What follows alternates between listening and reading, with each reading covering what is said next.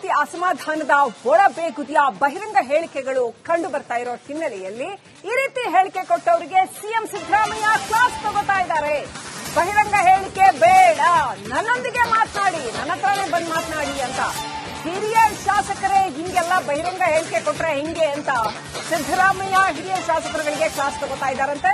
ಶಾಸಕ ಬೇಳೂರು ಗೋಪಾಲಕೃಷ್ಣ ಅವರಿಗೂ ಕೂಡ ಸಿಎಂ ಸಲಹೆ ಕೊಟ್ಟಿದ್ದಾರೆ ಅಂತ ಹೇಳಲಾಗ್ತಾ ಇದೆ.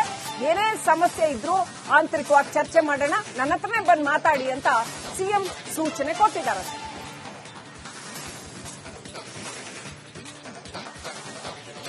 ಸೆಪ್ಟೆಂಬರ್ ಕ್ರಾಂತಿಯ ಬಗ್ಗೆ ಒಂದು ಕಡೆ ಕೆಎನ್ ರಾಜಣ್ಣ ಮಾತಾಡ್ತಾರೆ, ಮತ್ತೊಂದು ಕಡೆ ಜಿ ಪರಮೇಶ್ವರ್ ರಾಜಣ್ಣಗೆ ಕೆಪಿಸಿಸಿ ಅಧ್ಯಕ್ಷರಾಗೋ ಅರ್ಹತೆ ಇದೆ ಅಂತಾರೆ.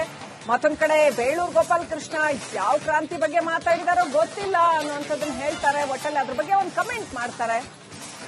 ಈ ವಿಚಾರಕ್ಕೆ ಸಂಬಂಧಪಟ್ಟಂತೆ ಸಿಎಂ ಸೂಚನೆ ಕೊಟ್ಟಿದ್ದಾರೆ ಅಂತ ಹೇಳಲಾಗ್ತಾ ಇದೆ.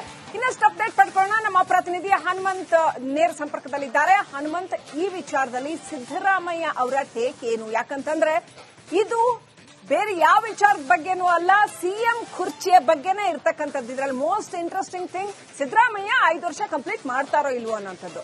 ಎರಡನೇದು ಡಿ.ಕೆ. ಶಿವಕುಮಾರ್ ಏನಾಗ್ತಾರೆ, ಅವರ ಮುಂದಿನ ನಡೆ ಏನು ಅನ್ನೋಂಥದ್ದು ಇದರಲ್ಲಿರುವಂತ 2 ಅಂಶಗಳಷ್ಟೇ.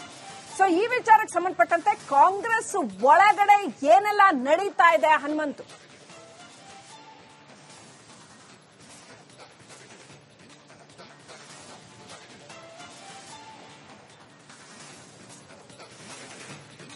ಶ್ರೀಲಕ್ಷ್ಮಿ, ರಾಜ್ಯ ಕಾಂಗ್ರೆಸ್ನಲ್ಲಿ ಅನೇಕ ದಿನಗಳಿಂದನೂ ಅಂದ್ರೆ ಸರ್ಕಾರ ರಚನೆ ಆದ ಪ್ರಾರಂಭ ದಿನದಿಂದನೂ ಕೂಡ ಶಾಸಕರು ನಿರಂತರವಾಗಿ ಅಸಮಾಧಾನವನ್ನ ಹೊರಹಾಕ್ತಾನೆ ಬಂದಿದ್ದಾರೆ. ಪ್ರಾರಂಭದಲ್ಲೇ ಸಚಿವರ ಕಾರ್ಯವೈಖರಿ ಬಗ್ಗೆ ಸಾಕಷ್ಟು ಮುನಿಸನ್ನ ಹೊರಹಾಕಿದ್ರು. ಅದರ ಜೊತೆಗೆ ಸಚಿವರ ಸ್ಪಂದನೆ ಸಿಗ್ತಾ ಇಲ್ಲ ಅನ್ನುವಂತ ಮಾತುಗಳನ್ನ ಸ್ವತಃ ಕಾಂಗ್ರೆಸ್ ಶಾಸಕಾಂಗ ಪಕ್ಷದ ಸಭೆಯಲ್ಲಿ ಒಂದು ದೊಡ್ಡ ಧ್ವನಿಯಲ್ಲಿ ಏರು ಧ್ವನಿಯಲ್ಲೂ ಕೂಡ ಮಾತನಾಡಿದ್ರು.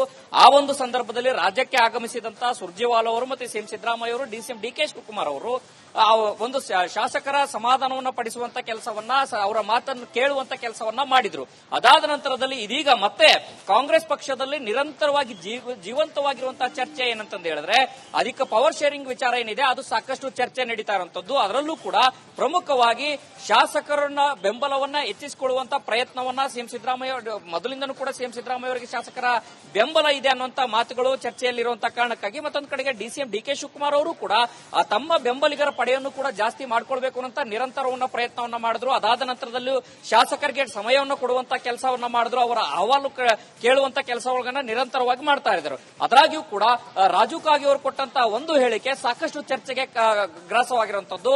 ಯಾರು ಸಿಎಂ ಡಿ.ಕೆ. ಶಿವಕುಮಾರ್ ಅವರಿಗೆ ಜೈ ಅಂತಾರೆ ಅವರಿಗೆ ಒಂದು ಅನುದಾನ ಕೊಡುವಂತ ಕೆಲಸ ನಡೀತಾ ಇದೆ ಅನ್ನೋಂತ ಆರೋಪಗಳಿರುವಂತದ್ದು. ಮತ್ತೊಂದು ಕಡೆಗೆ ಕಾಂಗ್ರೆಸ್ ಪಕ್ಷದ ಒಳಗಡೆ ಮತ್ತೆ ಸರ್ಕಾರದ ಒಳಗಡೆ ಬಹುಚರ್ಚಿತವಾಗಿರುವ ವಿಚಾರ ಏನಂತಂದು ಹೇಳಿದ್ರೆ, ಸಿಎಂ ಸಿದ್ದರಾಮಯ್ಯ ಅವರ ಆಪ್ತವಲಯದಲ್ಲಿ ಗುರುತಿಸಿಕೊಂಡಿರುವಂತಹ ಶಾಸಕರಿಗೆ, ಸಚಿವರಿಗೆ, ಅವರವರ ಕ್ಷೇತ್ರಗಳಿಗೆ ಹೆಚ್ಚಿನ ಅನುದಾನ ಹೋಗ್ತಾ ಇದೆ.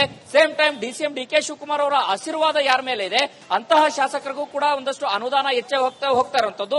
ನಿಜಕ್ಕೂ ಕೂಡ ಯಾವುದೇ ರೀತಿಯ ರಾಜಕೀಯವಾಗಿ ಪೊಲಿಟಿಕಲ್ ಆಗಿ ಗಾಡ್ ಫಾದರ್ ಗಳು ಇಲ್ಲದೆ ಇರುವಂತಹ ಶಾಸಕರೇನಿದ್ದಾರೆ ಅವರ ನಿಜಕ್ಕೂ ಕೂಡ ಅನುದಾನದ ಸಮಸ್ಯೆಯನ್ನ ಎದುರಿಸ್ತಾ ಇದ್ದಾರಾ ಅನ್ನೋಂತ ಈಗ ಪ್ರಶ್ನೆ ಮೂಡ್ತಾ ಇರುವಂತದ್ದು. ಎಲ್ಲದರ ನಡುವೆನೂ ಕೂಡ ಸೆಪ್ಟೆಂಬರ್ ನಲ್ಲಿ ಮತ್ತಷ್ಟು ಕ್ರಾಂತಿ ಆಗುತ್ತೆ ಅನ್ನೋ ಹೇಳಿಕೆ ಅಂತ ನೋಡಿದ್ರೆ, ಸಚಿವ ಸಂಪುಟ ಪುನರ್ರಚನೆ ಆಗುತ್ತಾ ಅಥವಾ ಸಿಎಂ ಬದಲಾವಣೆಯ ವಿಚಾರ ಆಗುತ್ತಾ? ಮತ್ತೊಂದು ಕಡೆಗೆ ಕೆಪಿಸಿಸಿ ಅಧ್ಯಕ್ಷರ ಬದಲಾವಣೆಯ ಕೂಗು ಕಾಡುವ ಕಾಂಗ್ರೆಸ್ ಪಕ್ಷದ ವಲಯದಲ್ಲಿ ಸಾಕಷ್ಟು ಇರುವಂತದ್ದು. ಮತ್ತೆ ಬಿಜೆಪಿಯ ನಡೆಯನ್ನ ನೋಡಿಕೊಂಡು ಕೆಪಿಸಿಸಿಗೆ ನೂತನ ಸಾರಥಿಯನ್ನ ಒಂದು ಆಯ್ಕೆ ಮಾಡೋಕೆ ಕಾಂಗ್ರೆಸ್ ಹೈಕಮಾಂಡ್ ಕೂಡ ಒಂದಷ್ಟು ಚರ್ಚೆಯಲ್ಲಿರುವಂತದ್ದು. ಉತ್ತರ ಕರ್ನಾಟಕದ ಭಾಗದಲ್ಲಿರುವಂತಹ ಒಂದಷ್ಟು ಪ್ರಭಾವಿ ನಾಯಕರಿಗೆ ಪಕ್ಷವನ್ನ ಮುನ್ನಡೆಸಲಿಕ್ಕೆ ತನುಮನ ಧನದಿಂದ ಒಂದಷ್ಟು ತೊಡಗಿಸಿಕೊಳ್ಳುವಂತಹ ನಾಯಕರಿಗೆ ಕೆಪಿಸಿಸಿ ಪಟ್ಟ ಕಟ್ಟಬೇಕು ಅನ್ನೋ ಚರ್ಚೆ ಇರುವಂತದ್ದು. ಆ ಒಂದು ನಿಟ್ಟಿನಲ್ಲಿ ಸತೀಶ್ ಜಾರಕಿಹೊಳಿ ಅವರಾಗಿರ್ಬೋದು, ಬಿ ಪಾಟೀಲ್ ಆಗಿರ್ಬೋದು, ಈಶ್ವರ್ ಖಂಡ್ರೆ ಅವರಾಗಿರ್ಬೋದು, ಇವರ ಹೆಸರುಗಳೆಲ್ಲವೂ ಕೂಡ ಮುನ್ನೆಲೆಗೆ ಬರ್ತಾ ಇರುವಂತದ್ದು. ಈ ನಡುವೆ ರಾಜಣ್ಣ ಅವರು ಕೂಡ ನಾವು ಸಚಿವ ಸ್ಥಾನವನ್ನ ಬಿಟ್ಟು ಒಂದು ಪಕ್ಷವನ್ನು ಮುನ್ನಡೆಸಲಿಕ್ಕೆ ಸಿದ್ಧನಿದ್ದೇನೆ ಅನ್ನುವಂತ ಮಾತುಗಳನ್ನು ಹೇಳುವ ಮೂಲಕ ಮತ್ತೆ ಆ ಒಂದು ಚರ್ಚೆಗೆ ಮುನ್ನಡೆಸುವಂತ ರೀತಿಯಲ್ಲಿ ಪರಿಸ್ಥಿತಿ ನಿರ್ಮಾಣ ಆಗಿರುವಂತದ್ದು. Shrilakshmi, thank you Hanumanthu ಡೀಟೇಲ್ಸ್ಗಾಗಿ.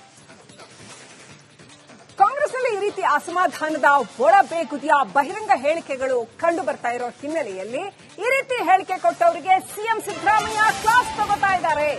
ಬಹಿರಂಗ ಹೇಳಿಕೆ ಬೇಡ, ನನ್ನೊಂದಿಗೆ ಮಾತನಾಡಿ, ನನ್ನ ಹತ್ರನೇ ಬಂದು ಮಾತನಾಡಿ ಅಂತ. ಹಿರಿಯ ಶಾಸಕರೇ ಹಿಂಗೆಲ್ಲ ಬಹಿರಂಗ ಹೇಳಿಕೆ ಕೊಟ್ರೆ ಹಿಂಗೆ ಅಂತ ಸಿದ್ದರಾಮಯ್ಯ ಹಿರಿಯ ಶಾಸಕರುಗಳಿಗೆ ಕ್ಲಾಸ್ ತಗೋತಾ ಇದ್ದಾರಂತೆ. ಶಾಸಕ ಬೇಳೂರು ಗೋಪಾಲ್ ಕೃಷ್ಣ ಅವ್ರಿಗೂ ಕೂಡ ಸಿಎಂ ಸಲಹೆ ಕೊಟ್ಟಿದ್ದಾರೆ ಅಂತ ಹೇಳಲಾಗ್ತಾ ಇದೆ. ಏನೇ ಸಮಸ್ಯೆ ಇದ್ರೂ ಆಂತರಿಕವಾಗಿ ಚರ್ಚೆ ಮಾಡೋಣ, ನನ್ನ ಹತ್ರನೇ ಬಂದು ಮಾತಾಡಿ ಅಂತ ಸಿಎಂ ಸೂಚನೆ ಕೊಟ್ಟಿದ್ದಾರೆ.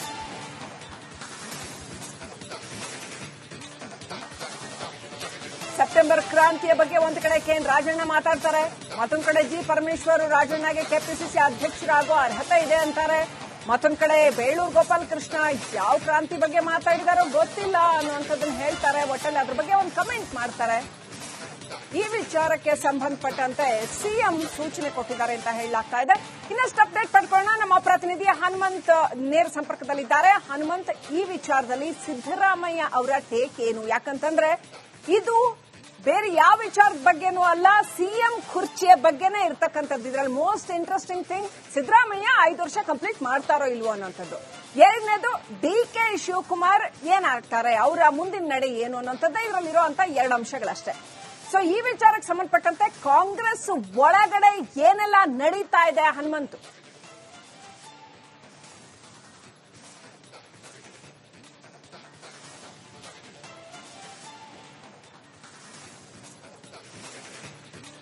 ಶ್ರೀಲಕ್ಷ್ಮಿ, ರಾಜ್ಯ ಕಾಂಗ್ರೆಸ್ನಲ್ಲಿ ಅನೇಕ ದಿನಗಳಿಂದನೂ ಅಂದ್ರೆ ಸರ್ಕಾರ ರಚನೆ ಆದ ಪ್ರಾರಂಭ ದಿನದಿಂದನೂ ಕೂಡ ಶಾಸಕರು ನಿರಂತರವಾಗಿ ಅಸಮಾಧಾನವನ್ನ ಹೊರಹಾಕ್ತಾನೆ ಬಂದಿದ್ದಾರೆ. ಪ್ರಾರಂಭದಲ್ಲೇ ಸಚಿವರ ಕಾರ್ಯವೈಖರಿ ಬಗ್ಗೆ ಸಾಕಷ್ಟು ಮುನಿಸನ್ನ ಹೊರಹಾಕಿದ್ರು. ಅದರ ಜೊತೆಗೆ ಸಚಿವರ ಸ್ಪಂದನೆ ಸಿಗ್ತಾ ಇಲ್ಲ ಅನ್ನುವಂತ ಮಾತುಗಳನ್ನ ಸ್ವತಃ ಕಾಂಗ್ರೆಸ್ ಶಾಸಕಾಂಗ ಪಕ್ಷದ ಸಭೆಯಲ್ಲಿ ಒಂದು ದೊಡ್ಡ ಧ್ವನಿಯಲ್ಲಿ ಏರು ಧ್ವನಿಯಲ್ಲೂ ಕೂಡ ಮಾತನಾಡಿದ್ರು. ಆ ಒಂದು ಸಂದರ್ಭದಲ್ಲಿ ರಾಜ್ಯಕ್ಕೆ ಆಗಮಿಸಿದಂತಹ ಸುರ್ಜೇವಾಲಾ ಅವರು ಮತ್ತು ಸಿಎಂ ಸಿದ್ದರಾಮಯ್ಯ ಅವರು, ಡಿಸಿಎಂ ಡಿಕೆ ಶಿವಕುಮಾರ್ ಅವರು ಒಂದು ಶಾಸಕರ ಸಮಾಧಾನವನ್ನ ಪಡಿಸುವಂತ ಕೆಲಸವನ್ನ, ಅವರ ಮಾತನ್ನು ಕೇಳುವಂತ ಕೆಲಸವನ್ನ ಮಾಡಿದ್ರು. ಅದಾದ ನಂತರದಲ್ಲಿ ಇದೀಗ ಮತ್ತೆ ಕಾಂಗ್ರೆಸ್ ಪಕ್ಷದಲ್ಲಿ ನಿರಂತರವಾಗಿ ಜೀವಂತವಾಗಿರುವಂತಹ ಚರ್ಚೆ ಏನಂತ ಹೇಳಿದ್ರೆ ಅಧಿಕ ಪವರ್ ಶೇರಿಂಗ್ ವಿಚಾರ ಏನಿದೆ ಅದು ಸಾಕಷ್ಟು ಚರ್ಚೆ ನಡೀತಾ ಇರುವಂತದ್ದು. ಅದರಲ್ಲೂ ಕೂಡ ಪ್ರಮುಖವಾಗಿ ಶಾಸಕರನ್ನ ಬೆಂಬಲವನ್ನ ಹೆಚ್ಚಿಸಿಕೊಳ್ಳುವಂತ ಪ್ರಯತ್ನವನ್ನ ಸಿಎಂ ಸಿದ್ದರಾಮಯ್ಯ ಮೊದಲಿಂದನೂ ಕೂಡ ಸಿಎಂ ಸಿದ್ದರಾಮಯ್ಯ ಅವರಿಗೆ ಶಾಸಕರ ಬೆಂಬಲ ಇದೆ ಅನ್ನುವಂತ ಮಾತುಗಳು ಚರ್ಚೆಯಲ್ಲಿರುವಂತಹ ಕಾರಣಕ್ಕಾಗಿ ಮತ್ತೊಂದು ಕಡೆಗೆ ಡಿಸಿಎಂ ಡಿಕೆ ಶಿವಕುಮಾರ್ ಅವರು ಕೂಡ ತಮ್ಮ ಬೆಂಬಲಿಗರ ಪಡೆಯನ್ನು ಕೂಡ ಜಾಸ್ತಿ ಮಾಡ್ಕೊಳ್ಬೇಕು ಅಂತ ನಿರಂತರವನ್ನ ಪ್ರಯತ್ನವನ್ನ ಮಾಡಿದ್ರು. ಅದಾದ ನಂತರದಲ್ಲೂ ಶಾಸಕರಿಗೆ ಸಮಯವನ್ನು ಕೊಡುವಂತ ಕೆಲಸವನ್ನ ಮಾಡಿದ್ರು. ಅವರ ಅಹವಾಲು ಕೇಳುವಂತ ಕೆಲಸಗಳನ್ನ ನಿರಂತರವಾಗಿ ಮಾಡ್ತಾ ಇದ್ರು. ಅದಾಗಿಯೂ ಕೂಡ ರಾಜು ಕಾಗೆ ಅವರು ಕೊಟ್ಟಂತಹ ಒಂದು ಹೇಳಿಕೆ ಸಾಕಷ್ಟು ಚರ್ಚೆಗೆ ಗ್ರಾಸವಾಗಿರುವಂತದ್ದು. ಯಾರು ಡಿಸಿಎಂ ಡಿಕೆ ಶಿವಕುಮಾರ್ ಅವರಿಗೆ ಜೈ ಅಂತಾರೆ ಅವರಿಗೆ ಒಂದು ಅನುದಾನ ಕೊಡುವಂತ ಕೆಲಸ ನಡೀತಾ ಇದೆ ಅನ್ನುವಂತ ಆರೋಪಗಳಿರುವಂತದ್ದು. ಮತ್ತೊಂದು ಕಡೆಗೆ ಕಾಂಗ್ರೆಸ್ ಪಕ್ಷದ ಒಳಗಡೆ ಮತ್ತೆ ಸರ್ಕಾರದ ಒಳಗಡೆ ಬಹುಚರ್ಚಿತವಾಗಿರುವ ವಿಚಾರ ಏನಂತಂದು ಹೇಳಿದ್ರೆ ಸಿಎಂ ಸಿದ್ದರಾಮಯ್ಯ ಅವರ ಆಪ್ತವಲಯದಲ್ಲಿ ಗುರುತಿಸಿಕೊಂಡಿರುವಂತಹ ಶಾಸಕರಿಗೆ, ಸಚಿವರಿಗೆ, ಅವರವರ ಕ್ಷೇತ್ರಗಳಿಗೆ ಹೆಚ್ಚಿನ ಅನುದಾನ ಹೋಗ್ತಾ ಇದೆ.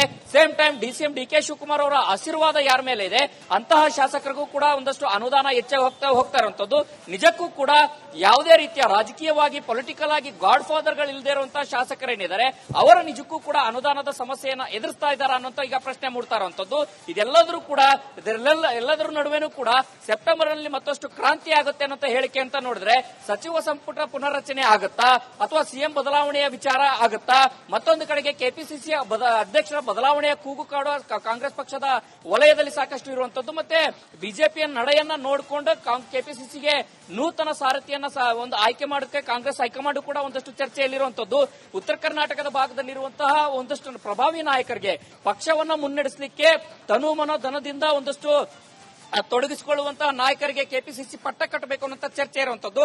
ಆ ಒಂದು ನಿಟ್ಟಿನಲ್ಲಿ ಸತೀಶ್ ಜಾರಕಿಹೊಳಿ ಅವರಾಗಿರ್ಬೋದು, ಬಿ ಪಾಟೀಲ್ ಆಗಿರ್ಬೋದು, ಈಶ್ವರ್ ಖಂಡ್ರೆ ಅವರಾಗಿರ್ಬೋದು, ಇವರ ಹೆಸರುಗಳೆಲ್ಲವೂ ಕೂಡ ಮುನ್ನೆಲೆಗೆ ಬರ್ತಾ ಇರುವಂತದ್ದು. ಈ ನಡುವೆ ರಾಜಣ್ಣ ಅವರು ಕೂಡ ನಾವು ಸಚಿವ ಸ್ಥಾನವನ್ನ ಬಿಟ್ಟು ಒಂದು ಪಕ್ಷವನ್ನು ಮುನ್ನಡೆಸಲಿಕ್ಕೆ ಸಿದ್ಧನಿದ್ದೇನೆ ಅನ್ನುವಂತ ಮಾತುಗಳನ್ನು ಹೇಳುವ ಮೂಲಕ ಮತ್ತೆ ಆ ಒಂದು ಚರ್ಚೆಗೆ ಮುನ್ನಡೆಸುವಂತ ರೀತಿಯಲ್ಲಿ ಪರಿಸ್ಥಿತಿ ನಿರ್ಮಾಣ ಆಗಿರುವಂತದ್ದು. Shrilakshmi, thank you Hanumanthu ಡೀಟೇಲ್ಸ್ಗಾಗಿ.